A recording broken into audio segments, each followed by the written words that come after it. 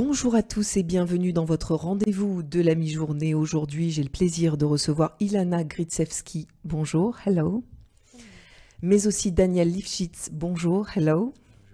On va désormais parler en anglais. Ilana, bonjour, merci beaucoup d'être avec nous dans les studios de Radio JM. Vous avez 31 ans, vous avez été kidnappé le 7 octobre par les terroristes du Hamas dans votre kibbutz de Nir Oz. Qu'est-ce que vous vous rappelez de cette journée ? Ce jour-là, le 7 octobre, j'ai été réveillée aux alentours de 6 heures du matin par des alarmes.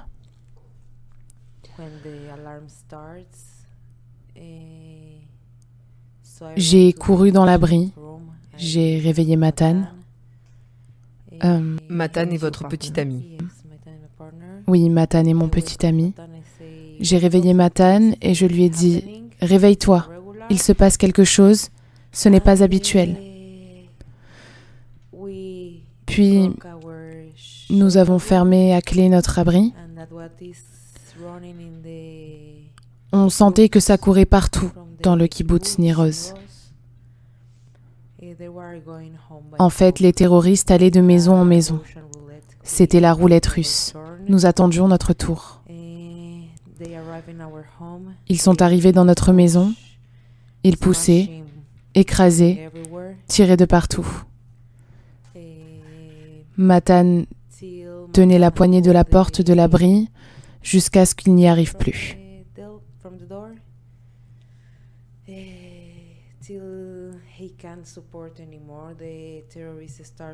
Les terroristes ont commencé à tirer avec leurs armes sur la porte.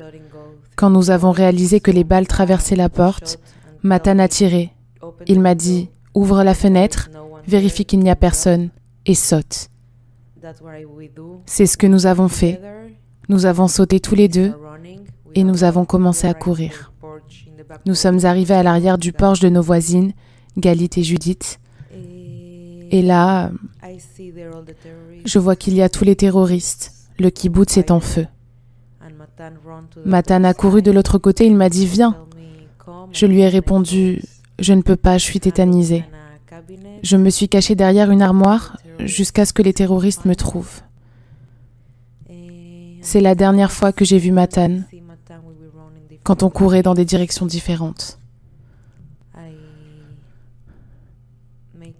J'ai récité le schéma Israël jusqu'au moment où les terroristes m'ont trouvé. Ils m'ont frappé, ils m'ont soulevé, ils m'ont frappé dans l'estomac, ils m'ont jeté au sol, puis contre le mur. Ils m'ont frappé avec leurs armes, leurs grenades, ils voulaient me filmer. La seule chose qui m'est passée par la tête à ce moment-là, c'était pourquoi ma mère et mon frère allaient devoir me voir dans cet état-là à la fin de ma vie. Ensuite, ils ont voulu me filmer, ils n'y arrivaient pas, alors ils ont continué à me frapper plus fort. Ils m'ont mis sur une moto avec 2 terroristes, un devant et un derrière, et nous avons commencé à rouler vers Gaza. Tout le trajet, j'ai été frappée. Ils m'ont cassé la hanche, ils ont brûlé ma cuisse avec le pot d'échappement de la moto, ils m'ont cassé la mâchoire, et j'ai perdu de l'ouïe à cause des grenades.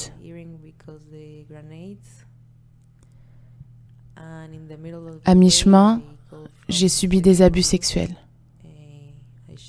J'ai perdu connaissance. Physiquement et mentalement, je n'étais plus en mesure de refuser quoi que ce soit. Puis je me suis réveillée dans une maison avec environ 7 terroristes autour de moi, à moitié nus, prêts à me violer.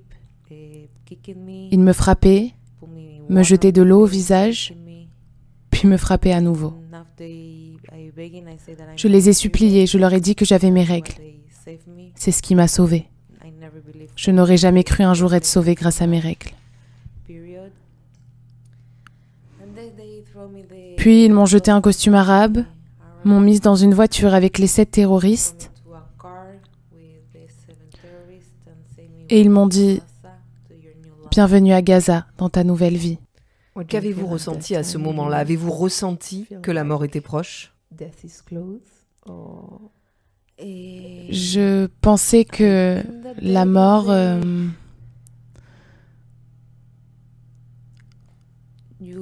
En fait, je n'avais pas peur de la mort. J'avais plus peur d'être violée et de devenir leur poupée pour le reste de ma vie. Ce sont des mots très durs que vous nous racontez aujourd'hui. Daniel Lifshift, vous êtes un enfant également du kibbutz Nir Oz. Vous êtes le petit-fils de Oded et Yocheved, vos grands-parents, qui ont été kidnappés eux aussi par les terroristes du Hamas le 7 octobre. Comment avez-vous appris leur enlèvement ? J'étais à un mariage à Antibes, pas très loin d'ici. Oh, vraiment ? En France ? En France, je me suis réveillé et mon associé m'a demandé « Est-ce que tu as des nouvelles de ta mère et de ta fille ?» Je lui ai dit que je pensais qu'elles allaient bien. J'avais pris leurs nouvelles et elles étaient en sécurité à Tel Aviv. Elles étaient parties à Tel Aviv 8 heures avant le début des attaques pour garder le fils du copain de mon ex-femme. Ensuite, nous avons pris contact avec mes grands-parents, qui étaient les deux seuls membres de la famille restés dans le kibbutz. La dernière fois que nous leur avons parlé, c'était aux alentours de 8h10, 8h15 du matin. Mon grand-père avait parlé avec sa sœur qui était à Haïfa. Il lui a dit « Thelma, il y a plus de roquettes que d'habitude. J'entends des tirs et des gens parler arabe dehors. Mais tu n'as pas à t'inquiéter. D'ici 10 à 15 minutes, Sarah elle sera là et ce sera fini. » Évidemment, ça n'a pas été le cas.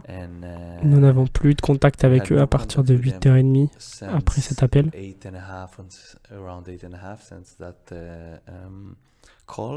On pensait qu'ils étaient dans les abris et qu'une fois que ça arriverait, ils iraient de maison en maison et ils pourraient sortir. Je n'aurais jamais pu imaginer qu'une femme de 85 ans et un homme de 83 ans pourraient être kidnappés. J'ai pensé qu'ils s'étaient fait assassiner puisque je commençais à entendre ce qu'il se passait vraiment. Puis j'ai reçu un appel aux alentours de 19h. L'armée nous a dit que la maison était complètement brûlée, mais qu'il n'y avait aucune trace de corps et qu'ils avaient vu sur leur GPS que leur téléphone était localisé à Gaza, donc ils avaient probablement été kidnappés. À ce moment-là, nous ne savions pas encore, mais c'est comme ça que nous l'avons appris. Vous n'avez vu aucune vidéo sur les réseaux sociaux comme nous avons pu en voir ce jour-là ? Non, parce que la maison de mes grands-parents est à l'ouest du kibbutz, donc probablement que ma grand-mère a été l'une des premières à être kidnappée. Ses voisins, c'est la famille Calderon, puis la famille Engel.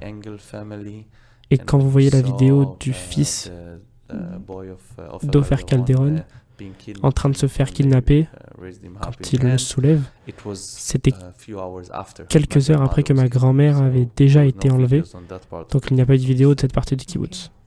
Ilana, que pouvez-vous nous dire sur vos conditions de captivité à Gaza ?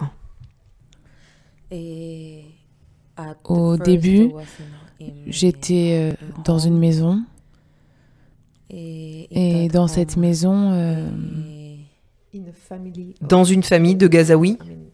c'était comme si c'était une maison de famille, mais il n'y avait pas de famille, juste des membres du Hamas.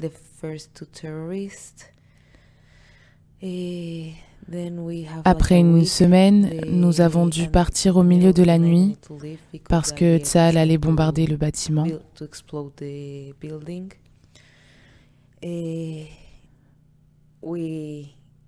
Quand nous sommes arrivés au rez-de-chaussée de l'immeuble, nous avons vu le bâtiment s'effondrer.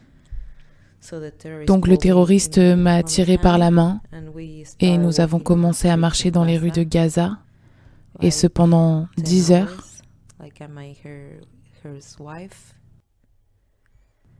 Jusqu'à ce que nous trouvions cette maison dans laquelle nous sommes restés pendant 40 jours, sans nourriture, sans salle de bain. Nous avons dormi à même le sol avec des cafards et des rats. J'ai perdu environ 11 kilos. J'ai dormi par terre avec un terroriste devant moi et un autre derrière moi. J'ai dû rester assise tout le temps. C'est eux qui me disaient si je pouvais me lever, si je pouvais aller aux toilettes. J'ai porté les mêmes vêtements pendant 14 jours.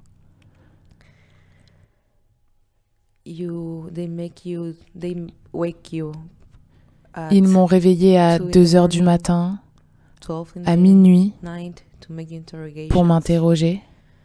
Ils te frappent avec leurs armes. Ils veulent savoir si tu es dans l'armée et ce que tu fais dans l'armée.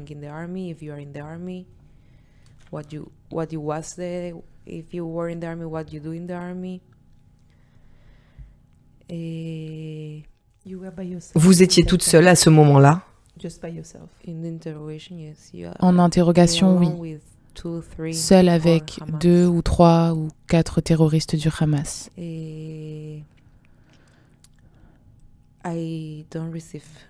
Je n'ai reçu aucun traitement, ni pour soigner ce que le Hamas m'a fait, ni pour mes problèmes de santé comme mes coliques gastro-intestinales. Donc tout le long de ma captivité, je vomissais et je m'évanouissais tout le temps. J'étais par terre comme une poupée cassée.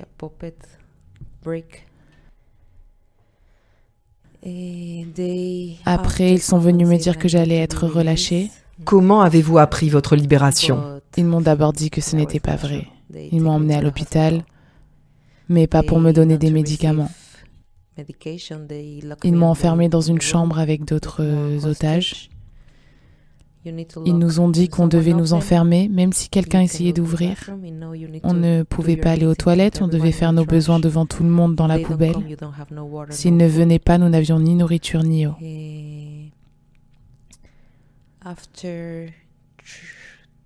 Après 2 jours, ils sont revenus en me disant que j'allais être libérée. Ils m'ont envoyée dans une autre pièce. Ils m'ont dit que je devais partir et qu'à l'extérieur de l'hôpital, il y avait une voiture. Ils m'ont regardé pour s'assurer que je n'avais rien avec moi. Ils m'ont dit que je ne pouvais rien prendre.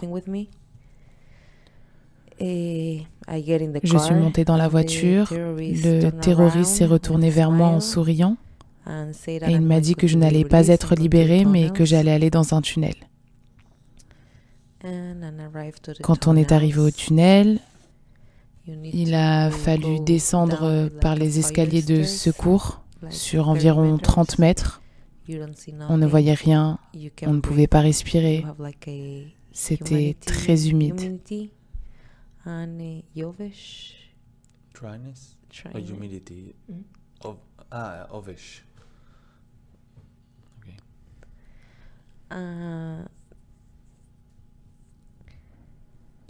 Nous avons marché environ 3 heures sans chaussures. Mes pieds étaient en sang.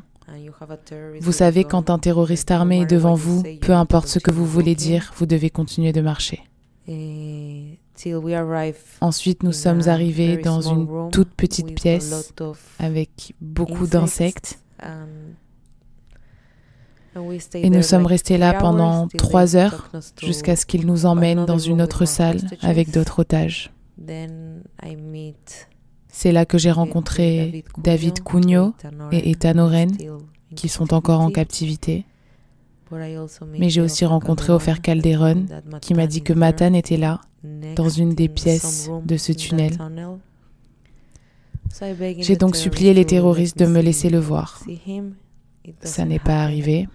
Ils ont fait de moi une marionnette. Ils m'ont fait nettoyer la cuisine, les toilettes. Puis ils sont revenus me dire que j'allais être libérée. Je leur ai dit de libérer quelqu'un d'autre, que je ne voulais pas être libérée. J'étais effrayée parce qu'ils m'avaient dit 3 fois déjà que j'allais être libérée. Mais cette fois-ci, j'étais si proche de Matan, donc je ne voulais pas être libérée. Je leur ai dit, prenez quelqu'un d'autre, je reste là. Mais ils ne m'ont pas écoutée. Donc ils m'ont prise et j'ai fait une immense promesse à David et Ethan.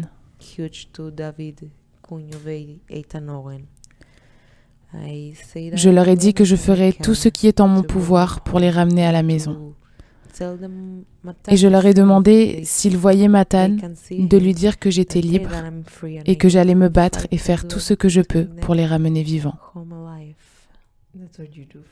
Et c'est ce que vous faites tous les jours? Daniel, votre grand-mère de 85 ans est libérée après 17 jours.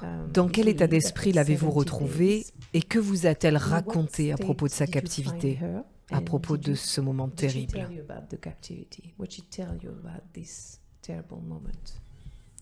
Dans un premier temps, ça s'est passé 2 jours après que nous avons appris qu'elle était vivante. Le Hamas a publié un message sur Telegram disant qu'en plus des 2 Américaines, ils voulaient en échange d'aide humanitaire libérer Yocheved Lishvitz et Emily Cooper, mais les forces d'occupation auraient refusé de les prendre, ce qui était clairement de la propagande à 100%. Mais en Israël, personne ne pouvait nous dire ce qu'il se passait vraiment. Pour moi, c'était une indication qu'elle était probablement vivante et en très mauvaise situation.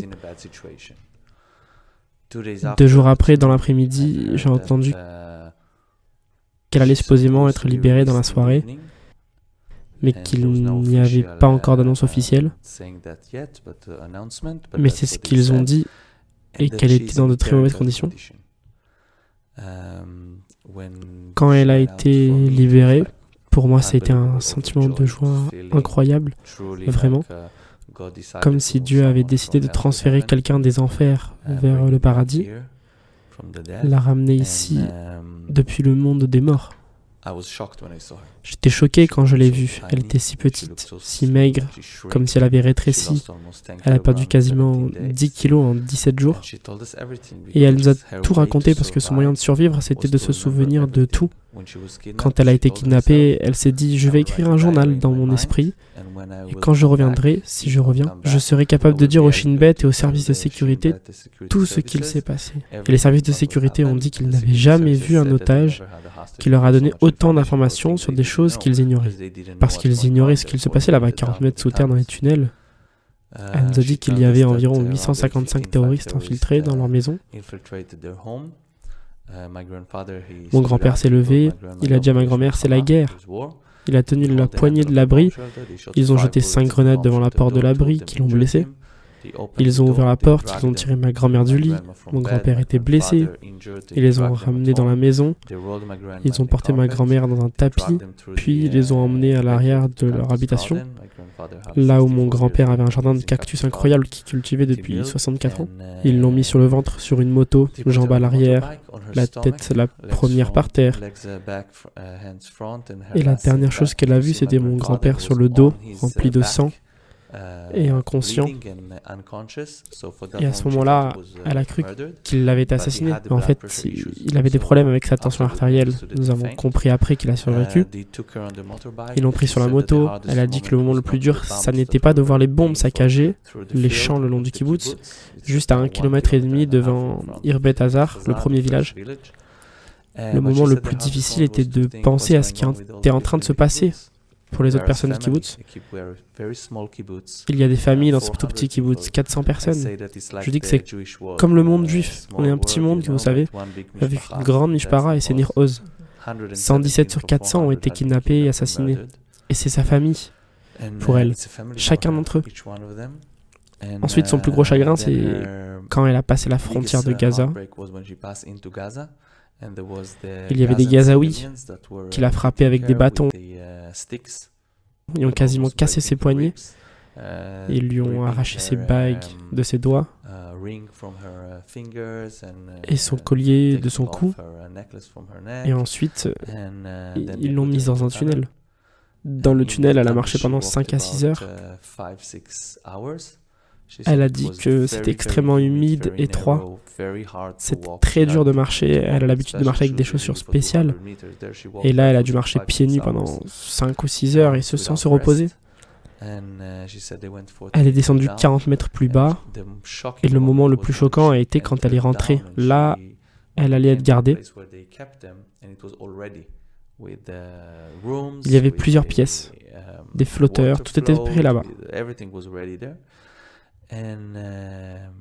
Elle a dit qu'après quelques jours, Sinwar est venu et il leur a dit en hébreu « Tout va bien, ça va bien se passer, vous êtes entre mes mains, vous serez libérés dans quelques jours dans le cadre d'un échange. » Puis ma grand-mère s'est levée, tout le monde lui disait de ne pas parler sinon ils allaient le tuer. Et elle a dit non, non, non, j'ai une chance. Et elle lui a dit, comment osez-vous faire ça aux gens qui toute leur vie ont essayé d'aider les Gazaouis, qui se sont battus pour la coexistence, pour les droits. Vous avez clairement tué la paix. Puis il a baissé la tête, il s'est retourné et il est parti. Après 11 ou 12 jours, elle a eu une très très grosse diarrhée. Elle a commencé à vomir. Et après 5 jours, un docteur a dit qu'il fallait la libérer parce que sinon, elle allait mourir. Et elle allait propager la maladie dans le tunnel. Donc ça a été une libération sanitaire. Ça a été très dur pour elle de remonter parce qu'elle a perdu environ 10 kilos. Et donc de marcher pour remonter à la surface a été très dur. C'est la seule chose dont elle se souvient à peu près. Et elle a réussi à le faire. C'est une héroïne. Être assise ici avec Ilana, elle a été la première à donner à Einav, la mère de Matan, des informations sur le fait que Matan était en vie et qu'il était là-bas. Elle l'a vu. Je me souviens quand elle a dit il y avait un enfant d'Ofakim et nous ne savions pas qui c'était.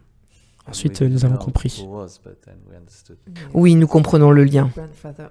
Malheureusement, votre grand-père n'a pas eu la même chance, si on peut dire, puisque son corps a été rendu après 503 jours en février dernier par le Hamas. Que savez-vous de ces conditions de détention? Quand ma grand-mère est revenue, comme je l'ai dit, elle pensait qu'il avait été assassiné, donc on pensait qu'il était mort. Nous avons dit ok, ma grand-mère est libre, nous étions très heureux. Il a été assassiné le 7 octobre, donc il n'a pas souffert là-bas, ok. Puis quand il y a eu la première libération d'otages avec Ilana, quand elle aussi a été libérée, 2 otages l'ont vu là-bas le 7 octobre. Quand l'une des 2 otages a été kidnappée, elle a été choquée par la quantité de Gazaouis civils qui étaient à l'intérieur du kibbutz, qui étaient à vélo, pendant que d'autres personnes se faisaient assassiner, kidnapper. Et elle a dit qu'ils l'ont emmené dans un magasin de fruits et légumes à Khan Younes. Là, mon grand-père était sur une table, il saignait. Il lui avait mis une galabie blanche, mais il était conscient.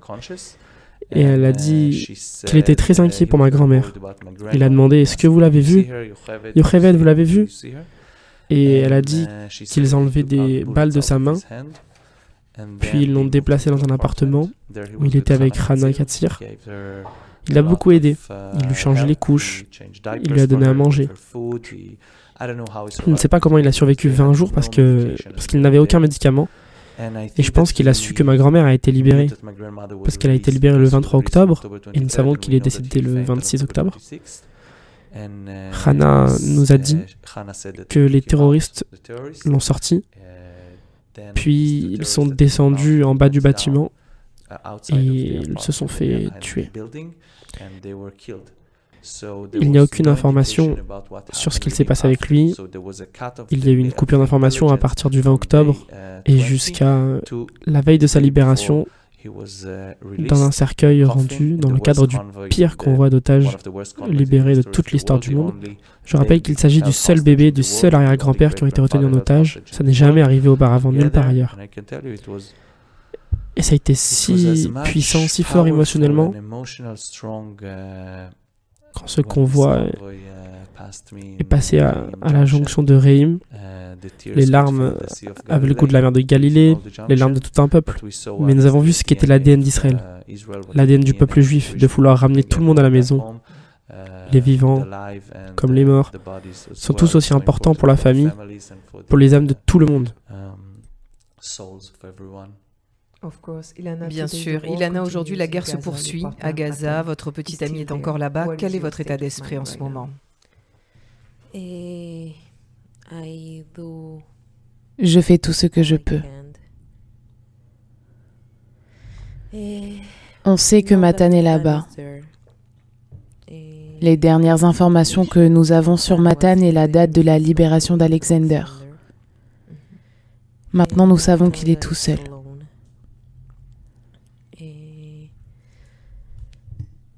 Il est dans un coin, il ne veut pas parler, il tremble. parce qu'en plus, il a la maladie de Charcot.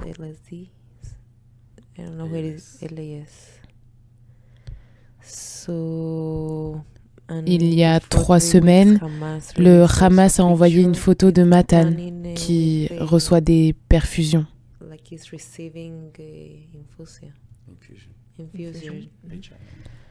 Ils disent qu'il ne va pas être libéré par Tsahal. Si Tsahal vient, il le tue. Vous continuez à avoir de l'espoir, vous continuez de croire au fait que vous allez le revoir un jour. Je ne peux pas perdre cet espoir. C'est l'une des choses dont je peux dire que le Hamas n'a pas gagné face à moi.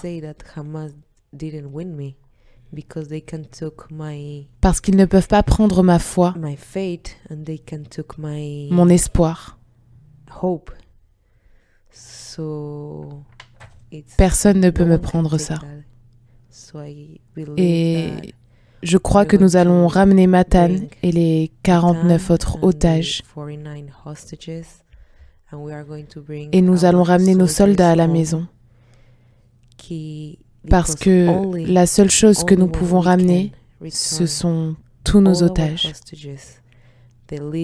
Ils vivent pour pouvoir avoir leurs funérailles sur notre terre.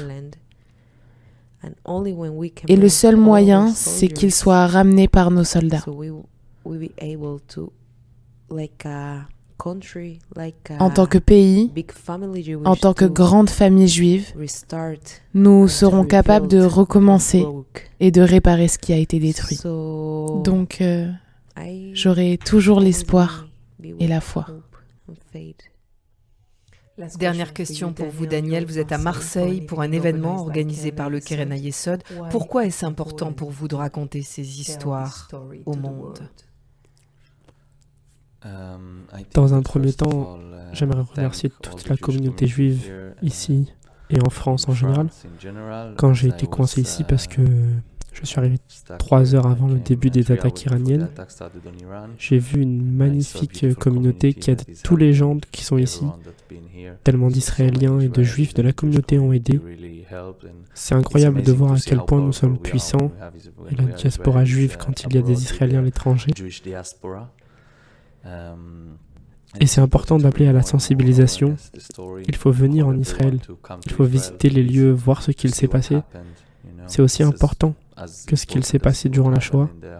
Ça a été un pogrom à l'intérieur de notre pays, quelque chose que nous ne pensions pas voir arriver un jour. Et maintenant, parce que c'est quelque chose dont nous devons être sûrs qu'il ne se reproduira plus. Plus jamais. Comme la Shoah n'arrivera plus jamais, cela n'arrivera plus jamais. Et c'est pour ça que je ne crois pas en ceux qui disent qu'ils sont contre telle ou telle négociation. Israël a changé. Il y a Israël du 6 octobre et Israël du 8 octobre. De la même manière que le peuple juif n'a pas été le même en 1939 que le peuple juif en 1945. Et c'est aussi important pour nous de faire tout ce qui est en notre possible pour amener tout le monde à la maison. Le temps presse, la prise de conscience est importante. La France est un pays très important dans le monde et je pense qu'il peut avoir un rôle pour nous aider. Et la communauté juive, pour nous, est très importante pour nous renforcer. Nous savons ce que la communauté vit aussi ailleurs. Nous sommes ensemble, nous sommes unis.